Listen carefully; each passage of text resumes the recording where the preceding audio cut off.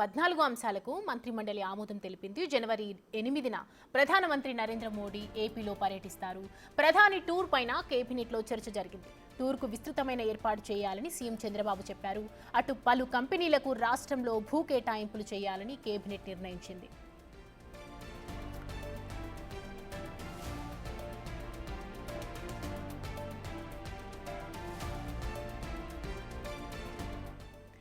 ఇవే కాకుండా అమరావతిలో 2773 కోట్ల పనులకు ఆమోదం తెలిపింది ఏపీ కేబినెట్. సిఆర్డీఏ 44వ సమావేశంలో తీసుకున్న నిర్ణయాలకు గ్రీన్ సిగ్నల్ ఇచ్చింది.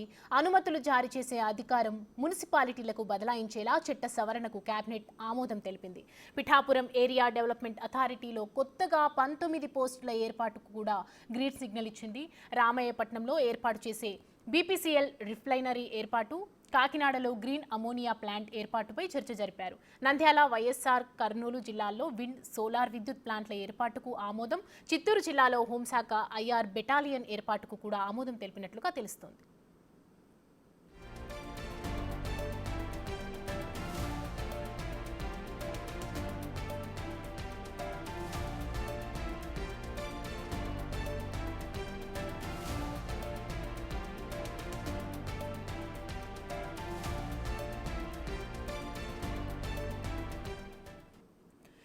ఇదే అంశానికి సంబంధించి మరిన్ని అప్డేట్స్ అమరావతి నుంచి శివ ప్రతినిధి లైన్లో ఉన్నారు, జాయిన్ అవ్వడానికి. శివ, చెప్పండి, అంటే ప్రధాని మోడీ ఇక్కడికి వచ్చే నేపథ్యంలో అలాగే ఈరోజు కేబినెట్ సమావేశం కూడా ముగిసింది. పలు పరిశ్రమలకు కూడా భూ కేటాయింపులు జరగబోతున్నాయి. అంటే ఆంధ్రప్రదేశ్లో కొత్త పరిశ్రమలు రాబోతున్నాయని అనిపిస్తుంది. సమావేశం ఎలా జరిగింది, అసలు అప్డేట్స్ ఏంటి? సౌమ్య, మొత్తం మీద చూస్తుంటే ఏపీ క్యాబినెట్లో 14 అంశాలకు సంబంధించి కీలకమైన సమావేశం జరిగింది. పలు కంపెనీలకు సంబంధించి భూ కేటాయింపులు, రిలయన్స్ ఇండస్ట్రీ దాదాపుగా 5 లక్షల ఎకరాలు, అలాగే సోలార్ అండ్ క్లీన్ ఇండస్ట్రీకి సంబంధించి 5 పరిశ్రమలు 5 జిల్లాల ఏర్పాటుకు, అలాగే పరిశ్రమలకు సంబంధించి భూ కేటాయింపులు, అలాగే ఈ నెల 8వ తేదీన ప్రధానమంత్రి నరేంద్ర మోడీ పర్యటన నేపథ్యంలో విశాఖపట్నంలో జరగబోతున్న ఏర్పాట్లు, రోడ్ షోకు సంబంధించి జన సమీకరణ తదితర అంశాలకు సంబంధించి కూడా ఏపీ క్యాబినెట్ నిర్ణయం తీసుకుంది. రాజధానికి సంబంధించి కూడా 2733 కోట్ల రూపాయలకి 2 ఇంజనీరింగ్ పనులు ఆమోదం తెలుపుతూ కేబినెట్ ఆమోదం తెలిపింది. దాంతోపాటుగా పలు కీలకమైన అంశాలకు సంబంధించి కేబినెట్ ఆమోదం తెలిపింది. ఆ తర్వాత కేబినెట్ భేటీ ముగిసిన తర్వాత సీఎం చంద్రబాబు మంత్రులకి అనేక అంశాలకు సంబంధించి కూడా దిశానిర్దేశం చేయడం జరిగింది.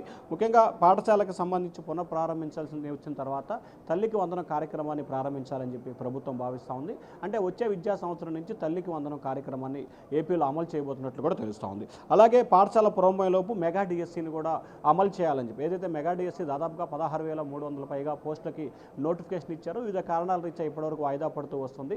ఏదైతే సీఎంగా చంద్రబాబు బాధ్యతలు స్వీకరించిన తర్వాత మొదటి 5 సంతకాల్లో మెగా డిఎస్సీకి ఒక సంతకం పెట్టారు. దానికి సంబంధించి కూడా వచ్చే విద్యా సంవత్సరంలో పూర్తి చేయాలనేది ప్రభుత్వ ఆలోచనగా కనిపిస్తోంది. రైతులకు కేంద్రం నిధులు, అలాగే రాష్ట్రం వెంటనే నిధులు జోడించి అన్నదాత సుఖీభవ పథకం కింద 20,000 రూపాయలు విడుదల చేయాలని చెప్పి కూడా ప్రభుత్వం ఆలోచన చేసింది. దానికి సంబంధించి కూడా క్యాబినెట్లో చర్చించింది. వచ్చే క్యాబినెట్లో దీనికి సంబంధించి ఆమోదం తెలిపే అవకాశం కనిపిస్తోంది. రెవెన్యూ సదస్సులు జరుగుతున్న తీరు, దానికి సంబంధించిన ఆర్థికపరమైన అంశాలు, ఆర్థిక స్థితిగతులపై కూడా మంత్రివర్గం చర్చించింది. అలాగే వివిధ సమస్యలపై సంబంధించి జరుగుతున్న పరిణామాలు, అలాగే కొన్ని శాఖల వ్యవస్థ తీరు పట్ల మంత్రులకి చంద్రబాబు దిశానిర్దేశం చేయడం జరిగింది. అలాగే రెవెన్యూ, ఫైనాన్స్, అలాగే పరిశ్రమ, మున్సిపల్ మంత్రులకు సంబంధించి ఉపక సంఘం ఏర్పాటు చేయాలని చెప్పి కూడా కేబినెట్ అభిప్రాయం వ్యక్తం చేసింది. ఎందుకంటే రెవెన్యూ సదస్సులకు సంబంధించి కేబినెట్ ఉపసంఘం ఉండాలనేది ప్రభుత్వ ఆలోచనగా కనిపిస్తోంది. అలాగే గోదావరి, బనకచెర్ల అనుసంధానంపై మంత్రులకి పవర్ పాయింట్ ప్రజెంటేషన్ కూడా ఇచ్చినట్టు తెలుస్తూ ఉంది. అలాగే కొత్త ప్రాజెక్టులు ఎలా నిర్మాణం చేపట్టాలి, నిధులకు సమీకరణ ఏ రకంగా చేయాలనే దానికి సంబంధించి కూడా జరిగింది. అలాగే కుప్పానికి, చిత్తూరుకి అదనంగా నీరు తీసుకురావచ్చే విధంగా గోదావరి, బనకచెర్ల ప్రాజెక్టుల నదుల అనుసంధానానికి సంబంధించి ఏ రకంగా ముందుకు వెళ్ళాలి, దానికి సంబంధించి నిధులకి కేంద్రాన్ని ఇవ్వాలని చెప్పి కోరే అవకాశాన్ని కూడా పరిశీలించాలని చెప్పి కేబినెట్లో మాట్లాడినట్టు తెలుస్తోంది. అలాగే పట్టుసీమ వల్ల రాయలసీమకు ప్రత్యక్షంగా కానీ పరోక్షంగా కానీ జరిగిన లబ్ధిపై మంత్రి పయ్యావుల కేసు కేబినెట్ దృష్టికి తీసుకురావడం జరిగింది. పట్టుసీమ ప్రాజెక్టు ద్వారా రాయలసీమ ప్రాంతానికి నీరు వచ్చిందని చెప్పి, ఆ నీరు వల్ల రాయలసీమ కొంతవరకైనా సస్యశ్యామలమైందనేది మంత్రి తన అభిప్రాయంగా చెప్పిన పరిస్థితి కనిపిస్తోంది. అలాగే రాష్ట్రంలో ఆర్థిక పరిస్థితులు చాలా ఎక్కువగా ఉన్నాయి. దినదిన గండం 100 ఆయుష్లాగా ఉంది. దీనికి సంబంధించి దృష్టి కేంద్రీకరించాలని చెప్పి మంత్రివర్గం దృష్టికి పయ్యావుల కేసు తీసుకురావడం జరిగింది. దీనికి స్పందించిన ఉప ముఖ్యమంత్రి పవన్ కళ్యాణ్ కూడా అసలు బకాయిలు ఎన్ని ఉన్నాయి, ఎంత వడ్డీ రూపంలో చెల్లించాల్సి వస్తుంది, ఎంత క్రెడిట్కి సంబంధించి నెలల చెల్లింపులు ఉన్నాయి, తదితర వివరాలకు సంబంధించి కూడా పవన్ కళ్యాణ్ అడిగి తెలుసుకున్నట్లు కూడా తెలుస్తూ ఉంది. సో మొత్తం 1,30,000 కోట్ల రూపాయల పైగా బకాయిలు ఉన్నట్లు కూడా కేబినెట్ దృష్టికి మంత్రి పయ్యావుల కేసు తీసుకురావడం జరిగింది. దాంతోపాటుగా కేబినెట్కి సంబంధించి వచ్చే విద్యా సంవత్సరానికి తల్లికి వందనంతో పాటు ఉచిత బస్సు, రైతులకు సంబంధించి సబ్సిడీ పథకాలు, అన్నదాత సుఖీభవ పథకాలతో పాటు ముఖ్యంగా రాష్ట్రంలో ప్రధాని పర్యటన ఏజెండాగా కూడా ఈ కేబినెట్ మీటింగ్లో ఎక్కువగా చర్చ జరిగింది. ఎందుకంటే ఒకవైపు భూ కేటాయింపులు, మరొకవైపు రిలయన్స్ ఇండస్ట్రీకి సంబంధించి ఏర్పాట్లు, అలాగే ఇటీవల కాలంలో ఏదైతే పారిశ్రామిక రంగానికి సంబంధించి 1,83,000 కోట్ల రూపాయలకు సంబంధించి కేబినెట్ ఆమోదం, తద్వారా 2,82,000 ఉద్యోగాలు, ఉపాధి అవకాశాలతో రానున్న 5 సంవత్సరాల పీరియడ్లో దాదాపుగా 20 లక్షల ఉద్యోగాలకు సంబంధించి ఉపాధి కల్పనే ధ్యేయంగా కేబినెట్లో కీలకమైన నిర్ణయం తీసుకున్నారు. రేపు జూన్ 12 నాటికి ప్రభుత్వం ఏర్పడి సంవత్సరం పూర్తవుతున్న నేపథ్యంలో అప్పటికల్లా 5 నుంచి 7 లక్షల వరకు ఉద్యోగాలు కల్పించాలనేది ప్రభుత్వం టార్గెట్గా పెట్టుకున్నట్టు తెలుస్తూ ఉంది. సౌమ్య, శివ, ఇటు ప్రధాని మోడీ టూర్ కూడా ఉండే అవకాశాలు కనిపిస్తున్నాయి ఏపీకి. దానికి సంబంధించి కూడా కేబినెట్లో ఎలాంటి ఏర్పాట్లు చేయాలి అనేది మీటింగ్ కూడా జరిగింది. దీనికి సంబంధించి మరి ఏమైనా ఇన్ఫర్మేషన్ ఉందా?